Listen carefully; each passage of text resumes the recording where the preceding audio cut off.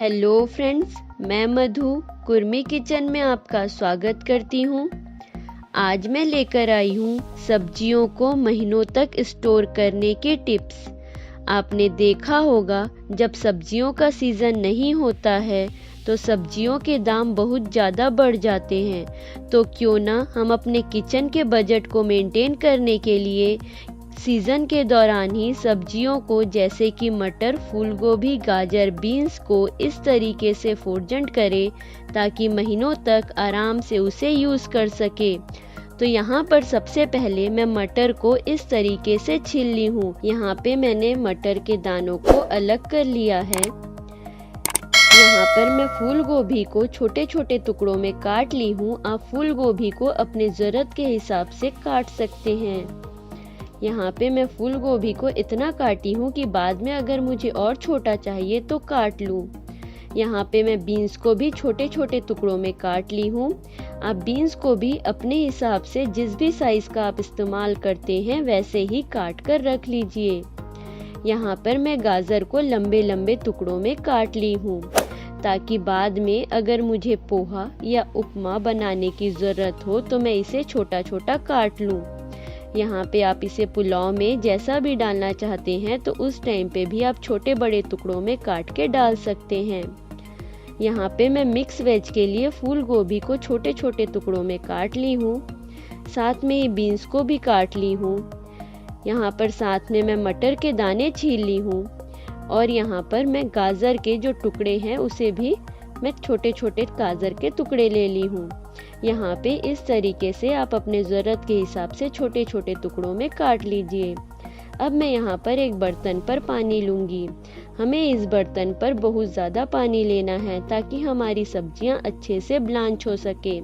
यहाँ पे जब पानी में उबाल आना शुरू होगा तो मैं उस पर 1 चम्मच शक्कर और साथ में ही 1 चम्मच नमक डालूँगी।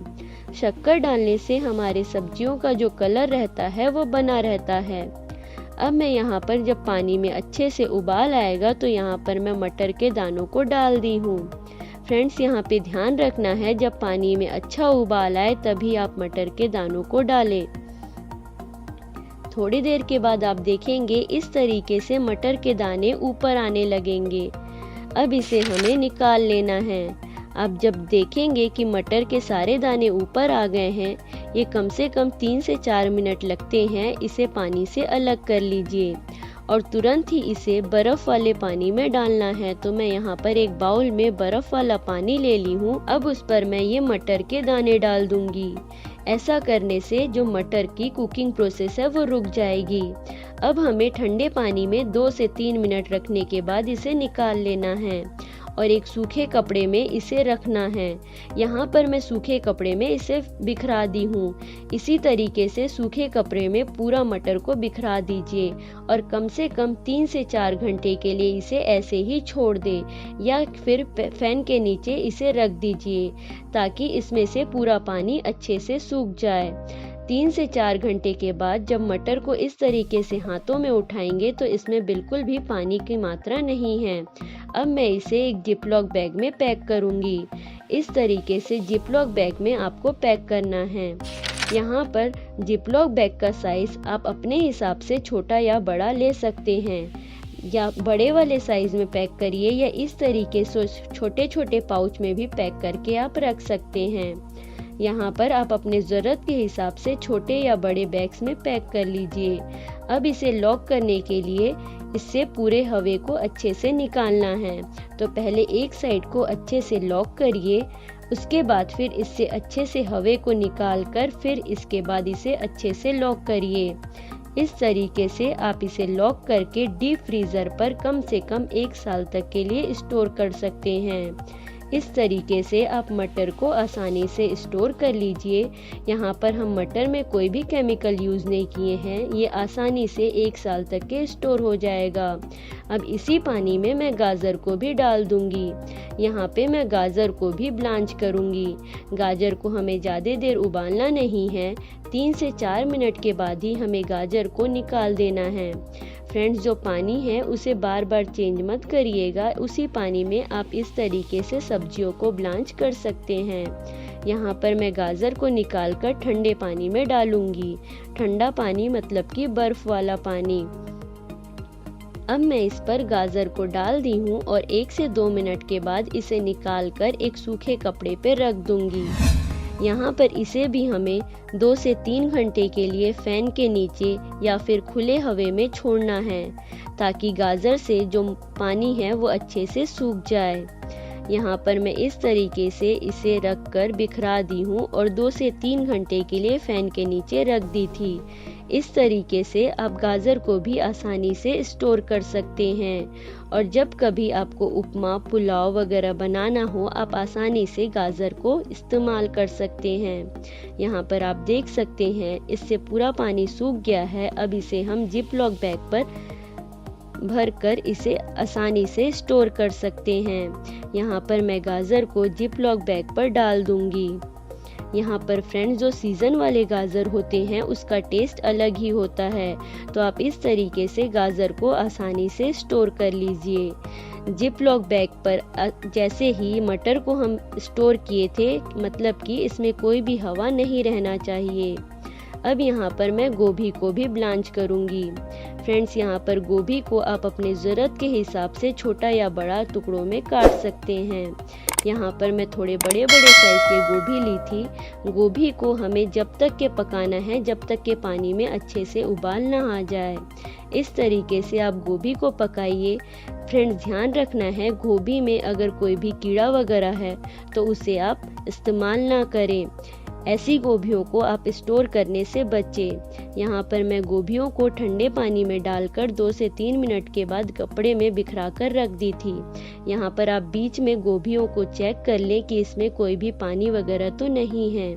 अब मैं इसे फिर से जिप लॉक बैग पर भर कर रख दूंगी। फ्रेंड्स, गोभियों को भी आप आसानी से स्टोर कर सकते हैं। आप इस तरीके से गोभी के भी पाउच बना लीजिए और इसे इसी तरीके से स्टोर कर लीजिए। इसे भी आप डीप फ्रीजर पर रखकर आसानी से स्टोर कर सकते हैं। यहाँ पर हमारा गोभी का भी बैग तैयार हो गया है। फ्रेंड्स, यहाँ पर मैं एक बर्तन में फिर से पानी ली हूँ। उस पर मैं 1 चम्मच शक्कर और 1 चम्मच नमक डाल दी थी। यहाँ पर फ्रेंड्स, इसके पहले मैं गोभी को ब्लांच करी थी, तो फ्रेंड्स ध्यान रखें जब भी आप गोभी को ब्लांच करें उसके बाद कोई भी सब्जियाँ उस पर ब्लांच ना करें, क्योंकि गोभी का स्मेल उस सब्जियों पर आ सकता है।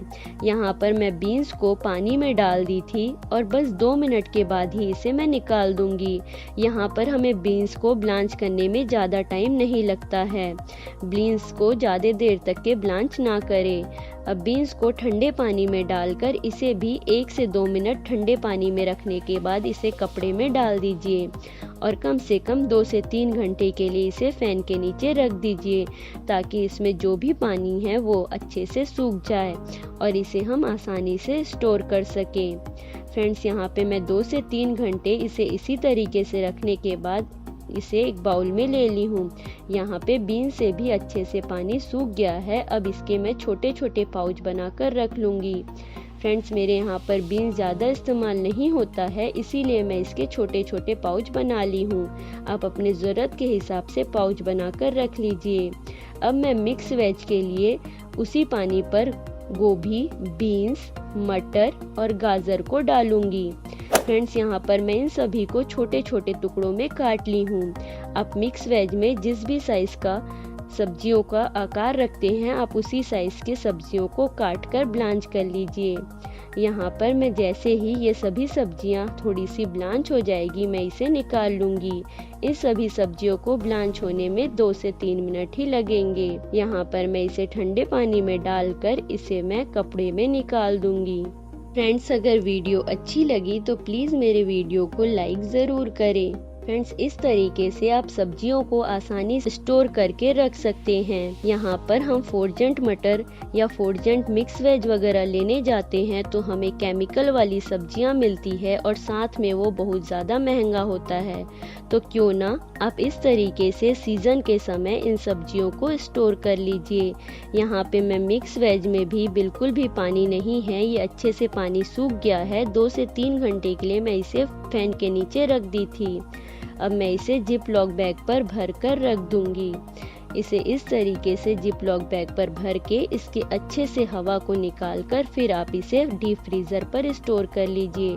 फ्रेंड्स, आप इसी तरीके से जो भी मैं सब्जियां दिखाई हूँ आप उसे ब्लांच करके स्टोर करिए और मुझे कमेंट कर ज़रूर बताइए कि आपको कैसी लगी ये वीडियो।